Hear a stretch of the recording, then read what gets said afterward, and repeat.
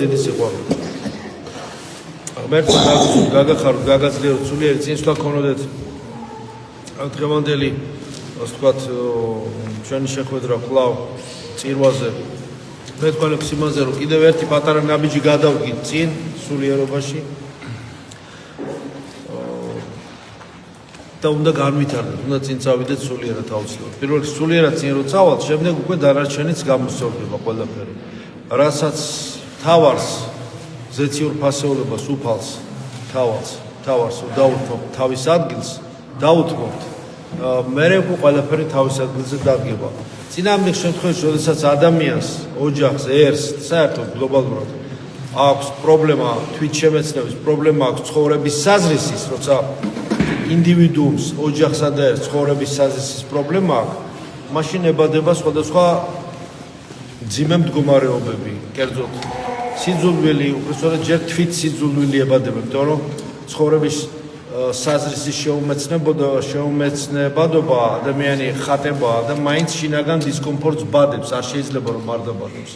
ეს ისეთ თვით აგრესიას იწვევს, თვით ჭამას, თვით სიძულვილს, რომელიც არ რეალიზირდება საკუთარ თავზე და აუცილებლად გარეშე სიძულვილზე გადმოდის. ამიტომ არის ამდენი ხოლმე აგრესია, ამდენი აუტანობა, ერთმანეთის არაკეთილ განწყობილი დამოკიდებულება, რა თქმა უნდა, რაღაც პროცენტს ყველაზე ჯვარი წერია, მაგრამ რაღაცა ტენდენცია არის. ამიტომ როცა ადამიანი ოჯახი და ერი ვერ აცნობიერებს თვით ჯვარკვირთველობისა და ქრისტეს მიერ მისთვის მიცემულ საიდუმლოს გამოხსნისა, იბადება თვით სიძულვილი და სიძულვილი გარეშე ადამიანებისადმი, საერთოდ ქმნილებისადმი, ყველაფრისადმი სიძულვილი, ზერელი და დაუნდობელი მიდგომა.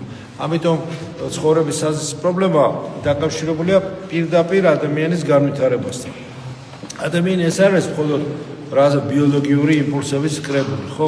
ეს არის ღია სისტემა, რომელშიც მოვლენები ხდება და ეს მოვლენები არ არის პროგნოზირებადი ხშირად ხოლმე ჩვენ მიერ, ამიტომ ჩვენ ზოგჯერ ამ მიზეზშედეგობრივ კანონებს ვერ ხედავთ და შემთხვევითობად გვეჩვენება. მაგრამ ამისგან განთავისუფლებს ქრისტე. როცა შენ ნანობ, როცა შენ ცოდვებს შეინანებ, როცა გააჩერებ შენ გონებას, შენს მენტალს, შენს ემოციონალურ სხეულს, შენს ხორციელს, ასე ვთქვათ, არსებას, მთლიანად თელ შენ არსებას გააჩერებ და მთავარია შენს გონებასა და გულს განწმენ და ქრისტეში გააჩერებ, განთავისუფლდები ამ ნეგატივისაგან. მით უმეტეს ზიარების შემდეგ ეხლა თქვენ ყველანი მიიღებთ ამ, ასე ვთქვათ, მალს. და რეალობა სულ სხვანაირად წარმოსდგება შემდეგ. იმიტომ რომ რეალობა ეს არ არის უბრალოდ მოცემულობა. რეალობა ეს არის ის კონსტრუქცია, რომელიც უნდა გარდაიქმნას მართალი ცოდნის მიერ. რეალობა არის ის ქსოვილი, რომელიც შეიმეცნება და ამავე დროს არა მარტო შეიმეცნება, არამედ გარდაიქმნება, ტრანსფორმირდება ვითხოვდი. არა მარტო ჩვენ განვიღთობით, ჩვენც შემაერთებელი რგოლი ვართ. რეალობის განხთობისათვის საჭირო რგოლი და რეალობასაც ტრანსფორმაციას და განხთობას უკეთებდა. ჩვენ შევიმეცნებთ რეალობას მაშინ სწორად, როდესაც ჩვენ მართლად ვართ განვითარებული და სწორად ვართ განვითარებული. ამიტომ რეალობა ეს არის უბრალოდ მოცემულობა, როგორც აღნიშნე, ის აუცილებლად ცოდნით და მთავარი ცოდნა რა არის? ქრისტეს მიერი ცოდნა. ცოდნა სახარებისეული, ახალაყრმისეული გამოცხადებისა. შორის რომლის ეხლახან ვიდრესასწავლით ნათლისღება, ხო მთავარი გამოცხადება რა არის? მამისა და ძისა და სულისაწმინდის დოგმატი, ყოვლადწმინდა სამების დოგმატი, რომელიც განცხადა ნათლისღებაზე. ეს ვიდრესასწავლით, ეს ნათლისღება ამის განცხადება არის, ყოვლადწმინდა სამების ტრინიტარული მონოთეიზმის. როცა ადამიანი ამას შეისის ხორცებს, წამს მთლიანად, ხო მთელ მართლმადიდებლური ეკლესიის წამს, რომელიც განმარტებები ასობით გვერდს იჭერს. ხელის გულზე შეიძლება დაეწერო წამს. მაგრამ ასობით გვერდს იჭერს თუ მეც არა კიდევ ახლა ეს მინიმუმ რომ წამსი განმარტო და გაიგო შენი საზომისეებს შენისა, შენი სარწმუნოებაში პროპორციული ზომისეებს შენისა, ჭურჭლისეებს შენისა, რომ გაიგო ეს. და ეს ცოდნა ისე არ დაგტოვებს ქრისტიანობა, ესეთი ცოდნა, სახარებისეული ცოდნა, რომელიც იგივეს არასდროს არ დაგტოვებს, იგი აუცილებლად გარდაქმნის, უკეთეს განხდის. ტრანსფორმაციას გიკეთებს, არა მარტო შენ, არამედ შენ მიერ აღქმულ რეალობასაც და ყოველგვარ ილუზიასა და ვნებასა და ბოროტებასა და იმ ნეგატივს, რომელიც შენ გიშლის, მის სწორად დახმას განკვეთს და განაშორებს. და ეს ჩვენ ამ შემთხვევაში უკვე ვხედავთ მიზეს შედეგობრივ კანონებს ჩვენს ცხოვრებაში.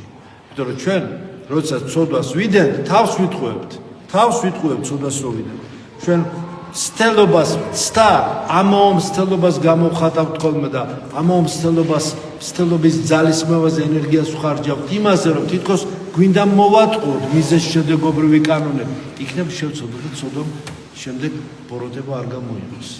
იქნებ შევცოდოთ დავაშალო რამე და დანაშაულმა შემდეგ შესაბამისი ცუდი შედეგი, ნეგატიური შედეგი არ მომცეს იქნებ. იქნებ პირიქით პოზიტივის კი გამოიღოს. იქნებ საერთოდ არანაირი შედეგი არ გამოიღოს. არ გამოვა ესე. ვერ მოატყუებ მიზეს შედეგობრიობის კანონს, ასე ვთქვათ.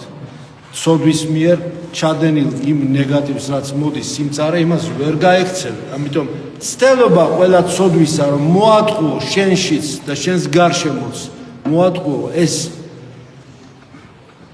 მიზეზი და შედეგი ამ ასე ვთქვათ დამოკიდებულებას ვერ გაარღვევ და ვერ ამ ბმას ვერ გაწყვიტავ. აუცილებლად ამაზე უნდა ამაყდე და არ ჩაიდინო ეცადო ყოველ შემთხვევაში. თუ ჩაიდინე, აუცილებლად მოინანიო. განთავისუფლდე ყოვლისაგან ნეგატივის. ეს ადვილად არ მოდის. საერთოდ ქრისტიანობაში გამარჯვება ადვილად არ მოდის. და განთავისუფლება. გამარჯვება არასდროს არ გამოწვრთობს ძლიერ ხასიათს. თუ ადამიანის სუბუქი გამარჯვება, ასე ვთქვათ, იოლი ცხოვრება ბერსო უნდა დღეს ჭყალებში კარგ ცხოვრებას უძახენ, იოლი და კომფორტული ცხოვრება. ვერასოდეს ვერ განავითარებს ადამიანს და მის ხასიათს ძლიერს, ვერასოდეს.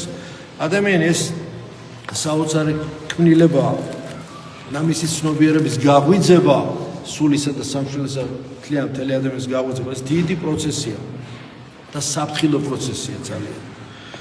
რომელსაც ჩვენი ეგოიზმი ეწინააღმდეგება ხოლმე.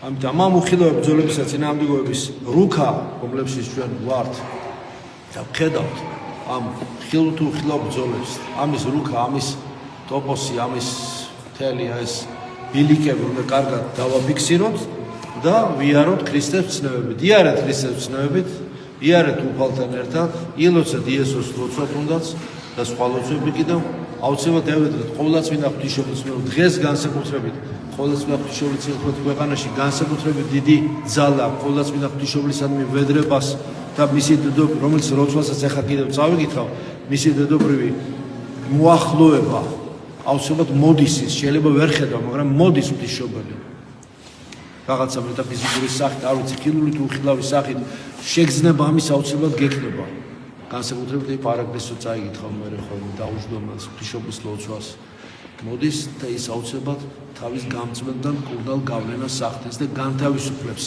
კრავს ყველაფერ ნეგატივს კრავს ასე ვთქვათ ათავსებს რაღაცა საოცარი ძალით ღვთისმშობლის ძალა ძალიან დიდია და ამ ნეგატივს ვთქვათ აფიქსირებს სათავს როგორც რაღაც ყვავილების კონას როგორც რაღაც ზვინის თივის კონას ეს შეკრავს შემუკრავს თავისი კალთით და თავისი საფარველით შეკრავს და დადებს სალკე სიმბოლურად რო ვთქვა და მოგაშორებს ამას და ჭეშმარიტი ღმერთის საკენ ვედრებაში ხელს გიწყობს და გეხმარება და მეუხია შენთან ხე სიმბოლურად ვთქვი მაგრამ ეს სიმბოლიზმი არ არის მხოლოდ ლიტონის სიმბოლიზმი ეს სიმბოლიზმი რეალური ცოცხალი სულიერი პროცესი და შეგრძნებაა და მინდა რომ ამაში ჩვენ გავძლიერდეთ და ვილოცოთ და ღვთისა ყოვლადწმინდა ღვთისმშობელი შეგვეწიონ და გვაცხოვნენ ჩვენ ამინ